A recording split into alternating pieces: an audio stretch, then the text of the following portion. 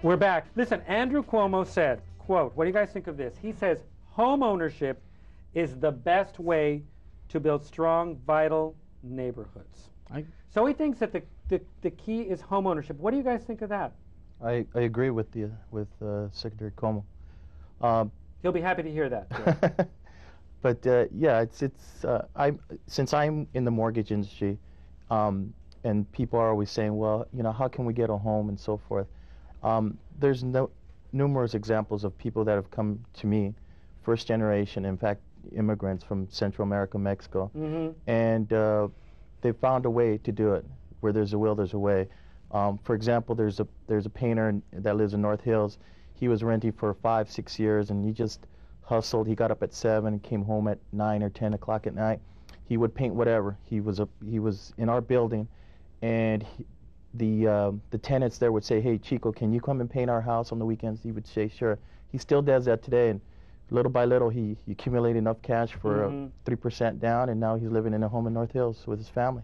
And I'm sure you know many people like that. Whenever you want something, you can get it. It doesn't matter what it is.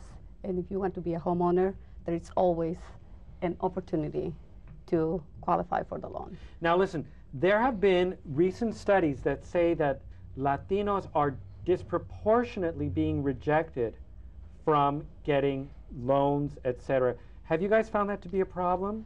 I was in the real estate industry, and I don't know if you agree with me that we can always find a way to make Latinos qualify. So there is always a way, even if your sister will co-sign to help you qualify for the loan.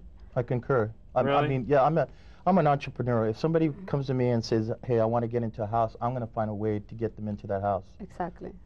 It could be a loan for $100,000 or $500,000. You know, I always try to find a way of making it happen. If you could fix the system, I want you to think, how would you change it? What would you make different? How would you change it, Monique, and make it a little bit of a better system for you, or a more just system? Well, I think everybody if you were queen has, of the world, everybody, if Queen Monique. everybody has their own situation, and I think everybody goes by the book pretty much. I mean, they treat everybody the same. You think they're just? Yeah, they're you know, everybody has a different situation, and I just wish that people would be more willing to work, you know, work through things of that situation, you know. Like be more understanding of how a person got into a situation? So have a little bit more heart. Yeah. You guys, do you think it's a case of having more heart, or is it just cold, hard facts? Money, and, you know, I think you want to have heart, and then you reach a point where you lose money. It's a case-by-case situation. For example, Monique, who has a son that has a medical situation, sure, she should be allowed, you know, more latitude. But for example, maybe if Section 8 is, if it's, you know, if you have 2 kids, and then there should be some sort of rules or regulations, like, say, for example, well, if another occupant comes, then obviously there'll be less Section 8, for example, that invisible cousin and so forth. So I think the more wage earners are in a household, the less, you know. Well, I mean, that may be fair, unfair, but I think the reality of it is that we need to start educating the Latino itself. If we're looking at Latinos right now, whatever ethnicity we're talking about. Well, I'm looking at Latinos right now. Yeah, and I think the thing that concerns me is that there's not enough educational process, and meaning there's not enough stuff put in place to let them know that they have to start challenging them. In other words, the system is not challenging them to get off Section 8. They're more subsidizing, throwing money at it. And I agree that that may be one of the problems, but that may be one fixed problem if they start challenging the individual to start realizing that you have a term limit in terms of how long you could be on Section 8, and that will force them to realize that they may have to get out at that term limit. Vicki, how would you make the system better? It is very comfortable to get on welfare and get on Section 8 and stay at that pace.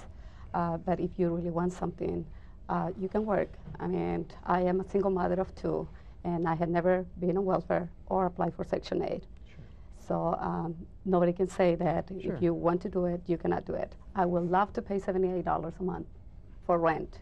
And in that case, I could buy probably a castle. But you have a different approach about it. You know, I'm assuming that you're not born in the United States. You come from another country, I would assume. And if that case, you come with that kind of additional understanding that when I come here, I come to do something. When we're talking about second and third and fourth generation Latinos who continue to perpetuate through the motion, I think the fact remains is we have to start educating them to realize that if we challenge them a 2-year term at your place of business, then 2 years they got to get up and do something for themselves. Maybe that'll be a starting point. I want to give us just a statistic. Just so you know, Latinos make up half of the city's population, but we only receive 14% of the loans that are given. So we're not really taking more than we're giving out. That's right. So far, so I want for our viewers.